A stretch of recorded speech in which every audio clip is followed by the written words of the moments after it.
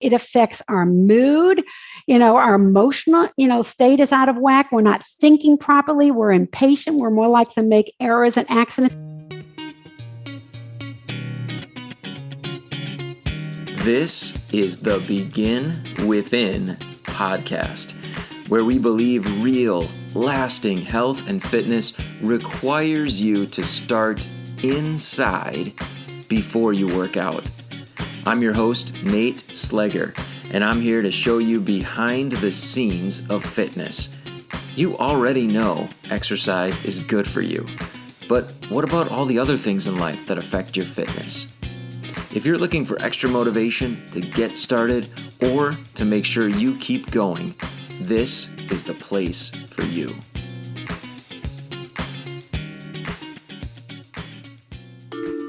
Produced by BeginWithin.fit. My guest today is Dr. Jo Lichten. She is an energy expert for real people, just like you and me. She blends the science of peak performance with a healthy dose of reality. And she works with organizations to recharge their people for improved performance, productivity, and profitability. She's the author of 6 books, including the book Reboot: How to Power Up Your Energy, Focus, and Productivity.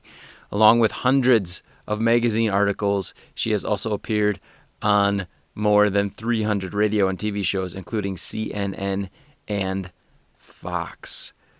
So happy to have her with us on the Begin Within podcast today. Here's a few things that I want you to listen for. At the end of the episode, or at the end of the interview, I'm going to ask her what she recommends for how someone can get started improving their energy. I want you to listen really closely because it's a surprise. Her answer is going to surprise you, and I'll just leave it at that. 2 other things I want you to listen for. We talk about the word fuel. Fuel. Quite a bit. I want you to think about the expanded meaning that Dr. Jo focuses on with her clients. And then I also want you to focus on what she says about eating balanced meals in terms of fuel and energy. So please listen closely to that. And here's the reason why I believe this interview is so important and the work that Dr. Jo is doing is so important. You're going to see that it will help you to raise the bar of what you are capable of. For so many reasons, because of so many different challenges that we face in our lives, the level of performance that we are able to deliver is limited. The things that we're going to talk about today, about fuel, about energy, are going to help you to raise the bar, to expand your ability and your capacity for excellence. And I think ultimately that is a huge reason why we're all on this journey. Weight loss, health, fitness, whatever it is because we want to be better versions of ourselves. What you're about to hear is going to help you to do that. Here's my interview with Dr. Jo Lichten. I always had a very normal weight. I'm 5'6", weigh 135, 140, something like that. So I've always had a normal weight, but something happened when I was 16, and all the magazines that I'd been reading about, losing 5 pounds, 10 pounds, probably having a better life and a different boyfriend. I don't remember all those things. What I do remember is all of a sudden I started getting focused on my nutrition and started cutting back. And before I knew it, I was anorexic.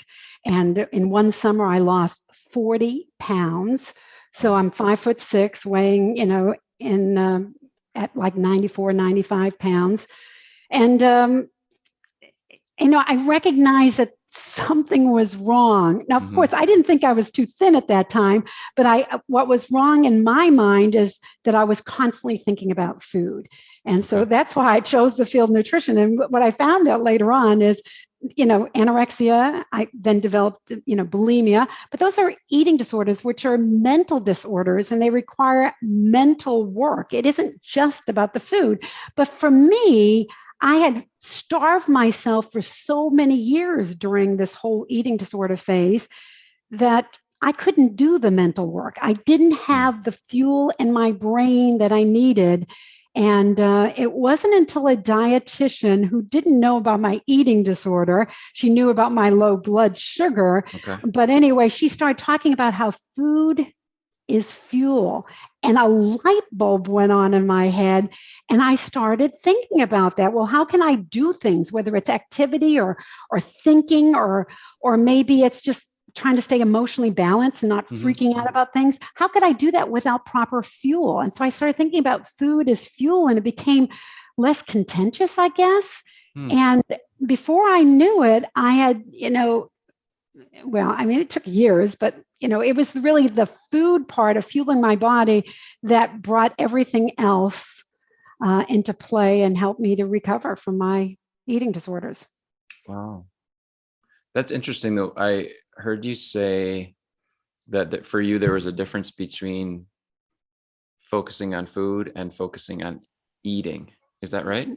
Well, I think about a lot of times people go into the field of nutrition and they're more interested in the food itself, Okay. Whether it's food preparation or maybe they're focused on the calories and all that kind of stuff. For me, I got involved in this field because I thought of it more of a physiological thing as to what happens when that food gets into your body and how it works. In other words, here's a simple little thing that I think people don't realize. Remember those Snickers commercials? I don't even know if they're still around, but you've got somebody who looks like a monster. They're behaving erratically, and you give them the Snicker bar, and just after one bite, bam, they're back to their normal self. And it's true. When we get overly hungry, we're not ourselves. And it's not just a physical thing where we feel tired. It affects our mood. Our emotional, state is out of whack. We're not thinking properly. We're impatient. We're more likely to make errors and accidents. And that's where that fuel piece comes in. This brain of ours, which weighs only 2% of our body weight, actually uses about 25% of all the fuel that our body needs. So when we're under fueling our body, our brain can't make decisions properly. We can't think. We can't stay in a healthy mood. So much of what you're talking about in your podcast, which I wholeheartedly agree, on this head piece, if we don't fuel that head, fuel that brain properly, we can't do the work that's required. Got it. So for me, the big switch was helping me to think about food as fuel and not as, how many calories are in this? What kind of nutrients are in that? That compulsion didn't work well for me. Got it. So it was more, I think so often we hear that. The fitness industry, food is fuel. And because of the calories in, calories out kind of craze, people, and, we can get thinking like food is fuel for movement. We just think in those terms only. And what it I'm hearing is, from but you. That's not it, right? Right. It's focus on what it's fueling in your brain emotionally. Everything, the way we move, the way we think, the way we behave, the way we respond under stress, all of that depends on the fuel that we give it. And the most common error that I see with people when I'm counseling them is no matter what the situation is, whatever they're complaining about, whether they're complaining about their weight or they're complaining about, their energy, it doesn't matter. What I typically see is people eat very little for breakfast. Lunch is kind of moderate. And then they eat all of their calories in the evening. And as you know, Nate, calories are a measurement of energy. In fact, if you look it up in the dictionary, that's what you find out. But, here we have people that are eating very little fuel because very few calories in the morning and the afternoon. They're eating it all at the evening. And it's not just, I know people say this, you don't want to eat it when you're not burning the calories, but in reality, we burn calories 24/7. It's Right. called staying alive. And, about 2/3 of all the calories that we require in a given day is just for our heart to beat, for our lungs to breathe, for our brain to process everything. It's just about staying alive. So you really have to fuel yourself throughout the day, not just when you're active. Got it. Yeah, that's good. So before we started kind of our interview here, you were telling me about those individuals that will come and say, I just need help in the evening. Just help. Yeah. That's my only problem when it Yeah. comes to eating. Yeah. How is it that you would begin to help them understand You know what? there's more One to of my it? first clients. This goes back to decades ago. I was working. Now I work for myself, and I've worked for myself for decades. But at this point, I was working for a doctor who had referred someone to me, and because of the way the office structure was, they had to pay in advance to come see me because it typically wasn't, accepted on their health insurance and so forth. And she came to me really upset. I don't even know why I'm here. And I don't have an eating problem. I have a psychological problem. I try to tell the doctor, he's not listening to me. He tells me to come to you. And I said, well, you've already paid for the visit. So, why don't we sit and talk and see if there's anything I can help you with? And I said, what's going on? And she said, my problem is every evening I binge nonstop from when I come home from work all the way until bedtime. And I said, well, let's start kind of at the beginning. Tell me, when you wake up, what do you eat? And it was that same story. Very little for breakfast. For lunch, she was teaching, and she said, I'm lucky if I even had an apple because I didn't have time to eat. She'd pick up one of her younger kids from daycare. She'd get home, and she said that she would open up her pantry kind of to look at what's there and what she could have for dinner. And she said, I would literally get lost in the pantry, just like eating cookies and crackers and whatnot. And then, the binge would continue into the evening. And she said, clearly, I have a psychological problem with food. It's not, I don't need to see a dietitian. I need a psychologist. And then we talked about fueling and helped her to understand how this all works. If you go all day without eating, and of course you probably didn't eat all night as well while you were sleeping, most of us don't. Hopefully, so, your sleep, right? Yeah. If you're getting up in the middle of the night, that's another whole problem. But, let's just say, there's, 6, 7, 8 hours that you're sleeping, and then you're working 8, 10 hours. You're going 18 hours without eating when your body still has to stay alive. It needs fuel. Eventually your body says enough, and I need you to make up those calories. I need you to fuel the body. And that's where the binge starts. And I found that a lot of people are mistaken by this. They're like, oh, I'm just sitting at my desk. I don't need to eat, or all I did was sleep. I don't need to eat. And that isn't true. I would much rather people start thinking about fueling their body with 3 well-balanced meals through the day: a breakfast, a lunch, and a dinner. Breakfast doesn't have to be at 5 o'clock if you get up at 5 o'clock and you don't feel like eating. But at some point, you need to have a breakfast, a lunch, and dinner, kind of space it out through the day, because frankly, that's how we burn calories. That's what our body requires the fuel. Got it. When you mentioned well-balanced, what does that look like? What does that mean to you? You know what? You've probably seen the dietary guidelines and the food plates and all that. Probably the best, easiest way to think about food is to look at the Canadian Food Guide. I think they do a much simpler way. And it's probably something that you can wholeheartedly believe in too. It's about having some quick acting fuel, which is our carbohydrate. I'm not saying sugar, but carbohydrate goes into your system, relatively quickly. It gives you a burst of energy, but it only lasts about 2 hours. And remember, carbohydrates digest into glucose, and that glucose just can't float around in your blood until you need it. It has to go somewhere within a defined period of time, or remember, then you've got high glucose. You're a diabetic, right? So your body can only use those carbohydrates for the first hour or two, and then that energy is gone. So one of the reasons why if you have toast or pancakes or waffles in the morning, you're going to feel fine, but an hour or two later, you're starving. Well, because you had just the quick fuel. So that's the first part of the plate. The second part is to have nutrients that provide you, past that hump, for the next 2, 3, 4, 5 hours. And that is protein. Definitely. You want to have some things with fiber that helps extend the energy of even your carbohydrates. You're going to have a little bit of fat mixed in there and so forth. So for me, the Canadian Food Guide says, and I think this defines it really well, is 1/4 of your plate is protein. 1/4 of your plate is a complex carbohydrate. And then the other half of the plate is filled with fruits and vegetables. So you get that blend of energy to fuel you for a good 4 or 5 hours until the next meal.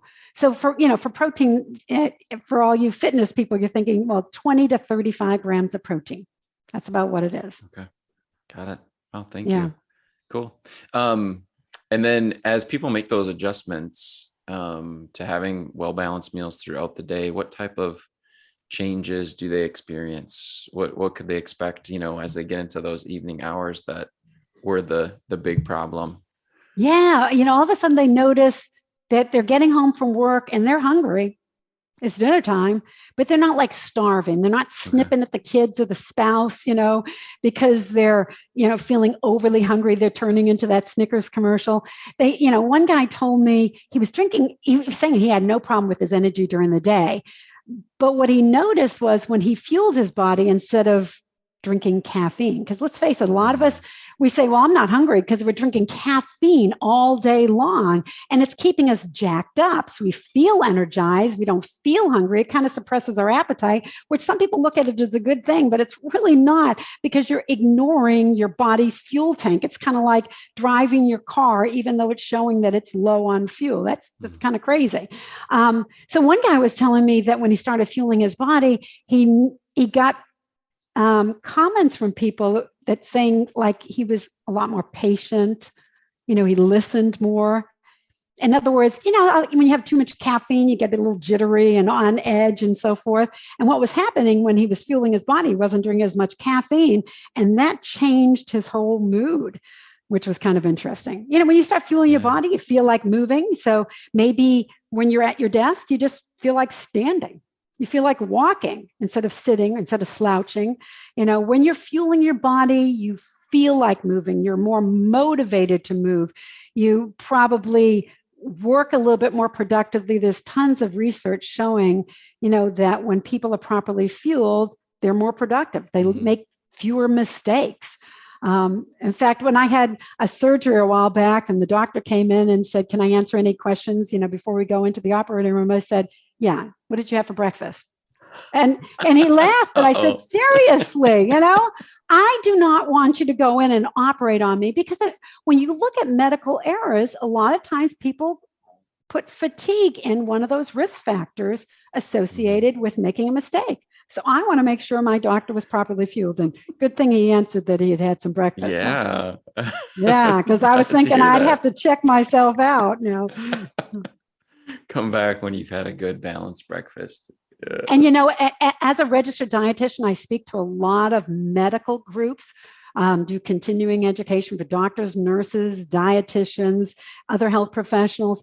And a lot of people share with me that because of their schedule, especially like nurses working 12-hour shifts, they're not fueling their body properly. You do have doctors who have long operating schedules, that an operation might go on for hours, that they purposely don't eat because they don't want to use the bathroom. They don't drink enough. And I'm thinking, oh my gosh, and I won't quote the statistics, but look up the statistics about medical errors and fatigues.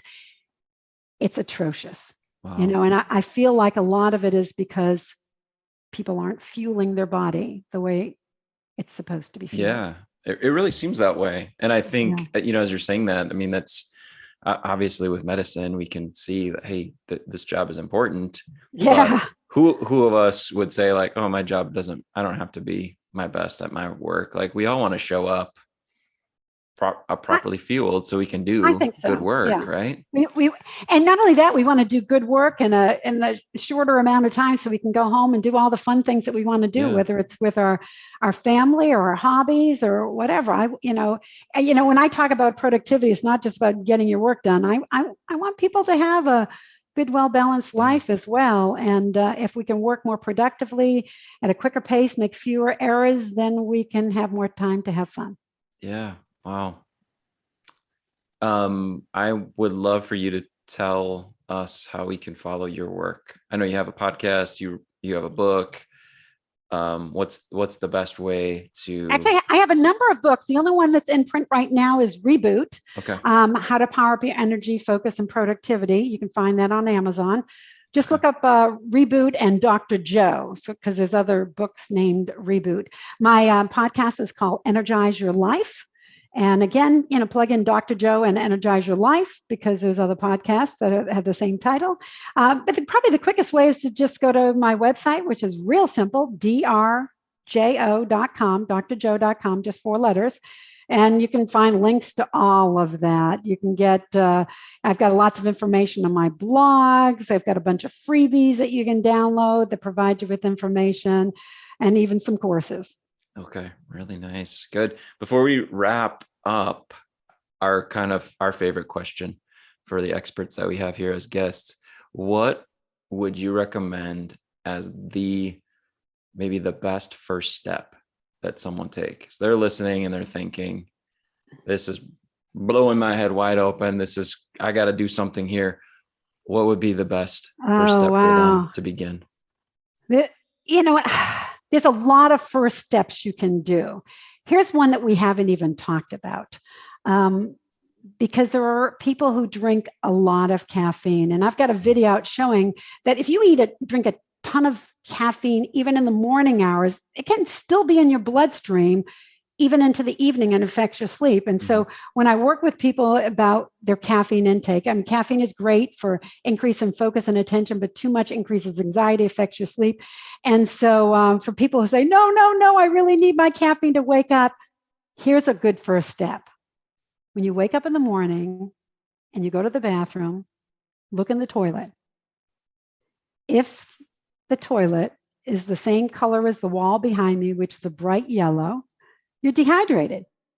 And I'll tell you, I'm guessing all of us wake up in the morning, we're dehydrated. So when people say that I need more coffee, no, what they probably need is more water. And they're getting it from the coffee that they drink.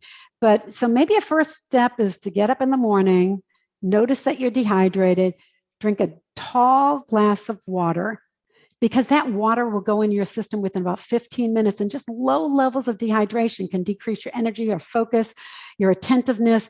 Drink that tall glass of water, feel instantly energized within 15 to 20 minutes. And my guess is you're probably going to drink less caffeine, going to be less jittery. Maybe because of that, you won't be ramping down your hunger so much that you'll actually eat a breakfast. That would be nice.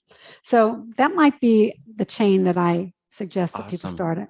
I love it. And I know a couple of experts we've had on have recommended that too, because it's such an easy thing to do, and you get a significant return that you can sense, almost immediately. So, I love it. And that's, I was just talking to somebody this week about what color is your urine? Like, how are you?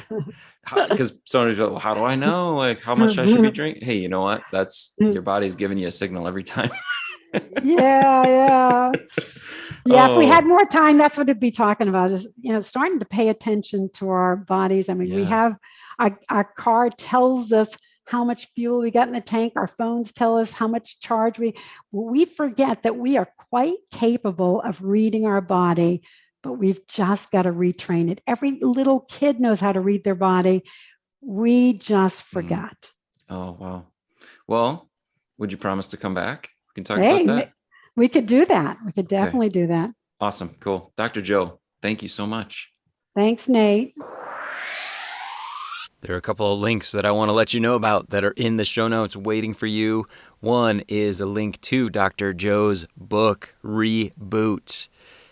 Another is a link to an energy quiz that she has on her website, drjoe.com, where you have the ability to find out how your energy is. It's just a 10-question quiz.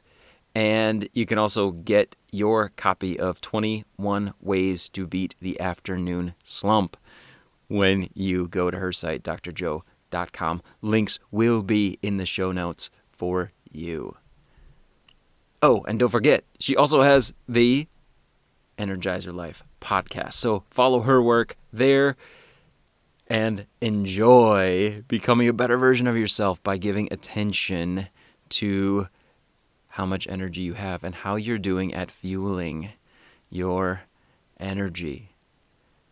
I want to revisit a couple of those points that I highlighted at the very beginning of this episode, and one was the word fuel. Especially when we think about exercise, we think about food, we think about calories only in terms of fuel. That our bodies are like a fire, right? And the food that we eat, the calories we eat are just like putting wood on the fire. It's going to burn, and we then have energy that we can use for movement. Like we talked about in the interview, it is so important to realize that we are fueling much more than just the movement of our body from one place to another, or on a treadmill, or in a workout. We are fueling ourselves, our brains, our minds, our personalities, right? We talked about that, how the effect of not being properly fueled can actually change the way that we show up in the world. Not just do I have energy to move, but do I have energy to be positive? Do I have energy to be generous? Do I have energy to help others, to give to others emotionally? All of that is fueled by the things that we eat. So it is so important, as we are all here to become better versions of ourselves, that we give attention to the things that we're eating, when we're eating, how much we're eating, so that we can make sure that we are properly fueled for excellence to become better versions of ourselves. It was interesting, too, that she talked so much about the balance that we need to have, that we should strive for in our meals, what they look like. We're not just eating to satisfy hunger, right? We eat in order to have the energy for the things that we just talked about. So giving attention to the balance, the different types of nutrients that are present in the meal that we're eating will properly fuel us when they're balanced. So, such an important thing to give attention to how balanced our meals are. Take a look at your meals and your snacks throughout the day. Do they match? How do they match up with what Dr. Joe was talking about? And then finally, that surprise that I told you about when I asked her that question, hey, what would you recommend as the very first step that somebody take? She went back to hydration, back to water as a source of good quality energy, an essential component, and how important it is that we are in tune with how hydrated we are.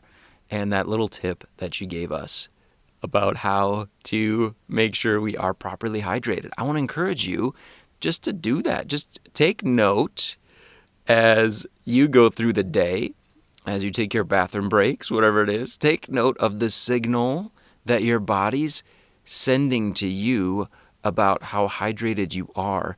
And if you're noticing that you are not properly hydrated, you want to be a better version of yourself, drink some water. It can be that simple, and I promise you're going to feel a difference. You're going to see a difference. And like Dr. Joe said, maybe the people around you are going to as well. We're all here to be better versions of ourselves. We're here to be excellent versions of ourselves. And the things we talked about today in terms of fueling can help us to raise the bar of what we are capable of, what we expect of ourselves, and what we can give to others. Thanks so much for being here with me. I can't wait to talk to you again next week, right here on the Begin Within podcast. If you are tired of feeling frustrated and disappointed with fitness and you're ready to get on the path to being the healthy person you want to be, just go to beginwithin.fit and click the Join Our Challenge button. We can't wait to support you in your fitness journey and help you to get the results you deserve.